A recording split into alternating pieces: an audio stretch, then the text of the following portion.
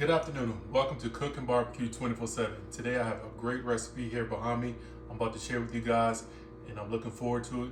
Let's get cooking. Here we have about 3 large boneless, skinless chicken breasts here that I've cut up in large pieces. All we're going to do is season these up and get these in the air fryer, and we're going to cook them till they're done, and they're going to be juicy, flavorful, and ready for your meals throughout the week.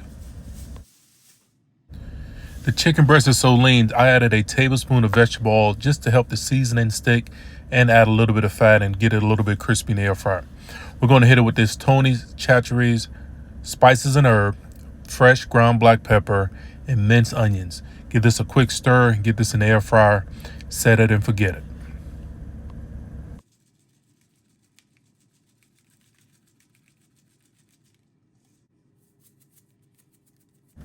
Family, if you're enjoying this video so far, please hit the like button and subscribe. And also in the comment box, tell me what's your favorite chicken breast recipe. Thank you.